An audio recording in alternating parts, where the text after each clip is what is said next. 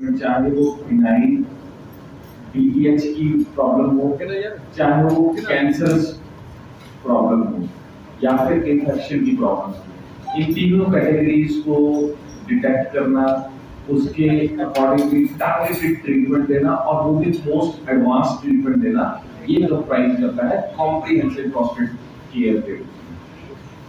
सो आज का ये टॉपिक बहुत इंटरेस्टिंग होने वाला है because we are first I think first few hospitals in country, if not world, which is offering this comprehensive prostate care.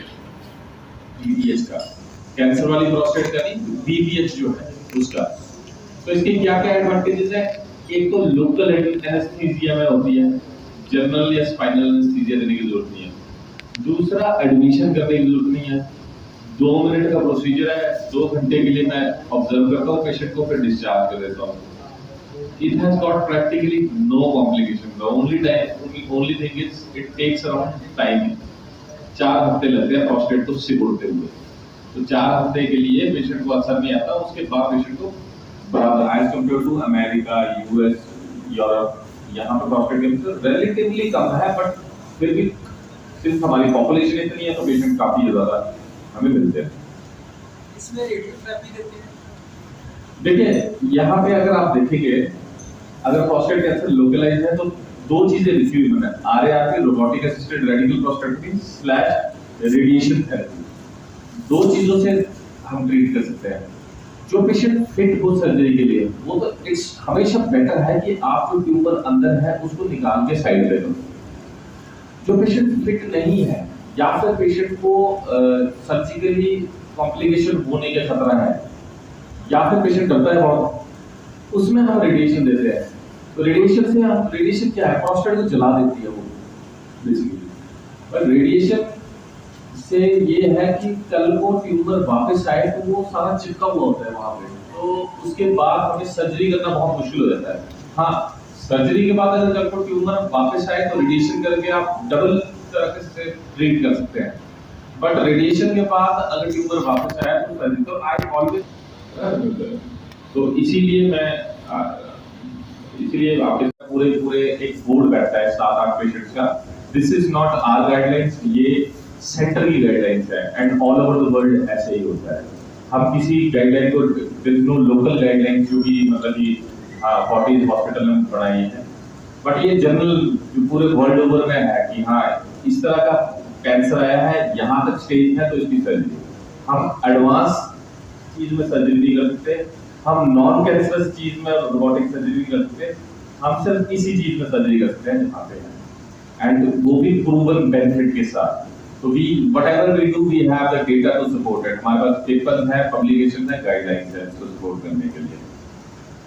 ऐसा कहीं नहीं कर सकते, ना कोई करता होगा आई गेस। तो ड्रीम पेशेंट को डिप्लॉय होगा तो पैसे नहीं होते तो अलाउ करता है। देखिए ECHS CGHS के लिए ये बूम है, HP government, Punjab government and Haryana government के लिए ये ऑलरेडी बूम है। आज जालंधर में हमने एक कॉन्फ्रेंस ऑर्गेनाइज की जिसमें हमने कॉम्प्रिहेंसिव मतलब कि कंप्लीट प्रोस्टेट केयर के बारे में बताया।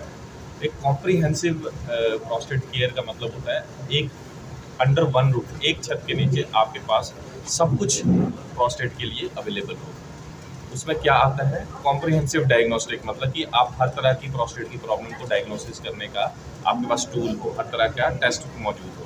उसके अकॉर्डिंगली हम टेलर्ड ट्रीटमेंट देते हैं एंड कोऑर्डिनेटेड एक्सपर्ट्स जो होते हैं आपके, वो उसका प्रोस्टेट का ट्रीटमेंट करते हैं और उसके बाद ट्रीटमेंट करने के बाद कंटिन्यूड फॉलोअप करते हैं। प्रोस्टेट की दिक्कतों में 3 तरह की दिक्कतें होती हैं मोटा मोटा अगर हम देखें। एक तो इन्फेक्शन होती है प्रोस्टेट की, जिसे प्रोस्टेटाइटिस कहते हैं, उसके लिए हम अकॉर्डिंगली डायग्नोस करके उसके लिए टेलर्ड ट्रीटमेंट, एंटीबायोटिक ट्रीटमेंट देते हैं। दूसरी BPH होती है जो कि मर्दों में होने वाली दिक्कतों में बहुत ज़्यादा कॉमन है। उसमें हम प्रोस्टेट का हम पेशेंट की इवेलुएट करते हैं और उसमें both surgical non surgical treatment जैसे कि TURP, लेजर्स या फिर वाटर वेपर थेरेपी, जो कि लोकल में बिना बेहोश किए, बिना दर्द के, पेनलेस तरीके से प्रोस्टेट का इलाज है, वो अवेलेबल है हमारे पास। तीसरी तरह की प्रॉब्लम जो प्रोस्टेट में हो सकती है, जो वो है प्रोस्टेट का कैंसर। मर्दों में होने वाले कैंसर में प्रोस्टेट का कैंसर सबसे ज़्यादा कॉमन है। इसका इलाज पूरी तरह से अवेलेबल है, बशर्ते ये अर्ली डायग्नोसिस हो और अर्ली ट्रीटमेंट हो जाए। एक PSA एक छोटा सा टेस्ट होता है जो कि ब्लड टेस्ट होता है जो कि आपके हर जगह पे अवेलेबल है। वो आपको बता देता है अगर उसका बड़ा हुआ होना प्रोस्टेट का कैंसर हो सकता है, तो इसके लिए आगे आप MRI एंड पेट स्कैन करा के बायोप्सी करके उसको कंफर्म करते हैं। अगर वो लोकलाइज्ड है तो रोबोटिक सर्जरी के द्वारा उसको पूरी तरह से ठीक किया जा सकता है। अगर वो थोड़ा बहुत आगे भी फैला हुआ है या फिर पूरी तरह से फैल गया तो हार्मोनल कीमो या इम्यूनोथेरेपी के द्वारा उसको कंट्रोल किया जा सकता है, जिससे पेशेंट का काफ़ी अच्छा जीवन यापन हो जाता है। फोर्टिस हॉस्पिटल मोहाली में हम लोग एक कॉम्प्रिहेंसिव कंप्लीट प्रोस्टेट केयर दे रहे हैं, जो कि आपको कहीं पे भी जाने की जरूरत नहीं। हर तरह के टेस्ट आपके एक ही छत के नीचे होंगे, हर तरह के जेनेटिक टेस्ट आपके एक छत के नीचे होंगे, जो कि हिंदुस्तान में नॉर्थ इंडिया में बहुत ही कम हॉस्पिटल है जो कि ऐसा कर पा रहे हैं। सर, जैसे आपने लंग कैंसर के बारे में बताया, ब्रेन कैंसर, मुंह का कैंसर, ब्रेस्ट कैंसर, लोग तो वैसे भी नई नई बीमारियों से डरे हुए हैं, जी। तो इसके बारे में आप क्या कहेंगे? देखिए, कैंसर तो हमेशा से इंसानी शरीर के साथ था।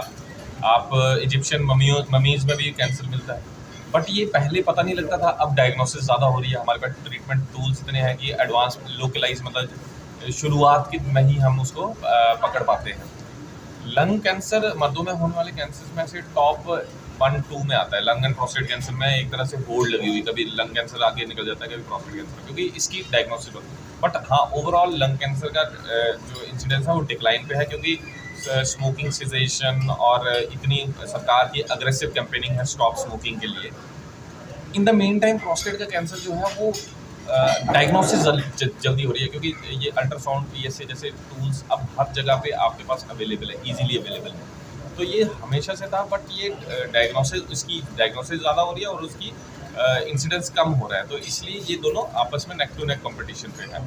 हर चीज़ का देखिए, आजकल 2025 चला हुआ मॉडर्न साइंस है, हर चीज़ का इलाज है, बट बशर्ते आप मतलब हो सकता है कि आज से 30 साल बाद भी मैं यही चीज़ बोल रहा हूँ, कैंसर का शर्तीय इलाज है वो है early diagnosis and early treatment. यही अगर खुद को पता है तो यही आगे आप बताइएगा, और यही अवेयरनेस हमने फैलानी है। सर, PSA टेस्ट की बात की, वो कितनी एज के तक वेरी गुड हो क्वेश्चन, जाता है? Very good question. अगर किसी की फैमिली हिस्ट्री पॉजिटिव है, जैसे कि पिताजी, दादाजी, ताया जी या ब्रदर को प्रोस्टेट का कैंसर हुआ है, तो 40 या 45 साल के बाद साल में एक बार करा लेना चाहिए। अगर किसी की फैमिली हिस्ट्री पॉजिटिव नहीं है तो 50 साल के बाद साल में एक बार कराएंगे तो बेस्ट है। 10% of the prostatic volume PSA normal होता है, मतलब 4 से नीचे रहना चाहिए PSA। अगर वो बढ़ा हुआ हो तो हो सकता है प्रोस्टेट का कैंसर हो, जरूरी नहीं है। तो उसको रिपीट कराते हैं, और रिपीट 2-3 हफ्ते में रिपीट भी अगर बढ़ रहा हो या फिर उतना ही हो तो फिर हम MRI या फिर पेट स्कैन के ऊपर जाते हैं। सर, इस 3 घंटे पर वीक, एटलीस्ट 3 घंटे पर वीक ऑफ विगरस एक्सरसाइज, मतलब कि जिसमें पसीना है, like tennis, badminton, walking, swimming, cycling, ये सारी चीज़ें अगर आप करेंगे तो इससे ये देखा गया स्टडीज़ में कि प्रोस्टेट कैंसर होने का संभावना बहुत कम हो जाती है इस चीज़ से। तो ये एक्टिव लाइफस्टाइल अपनाना ही पड़ेगा। सर,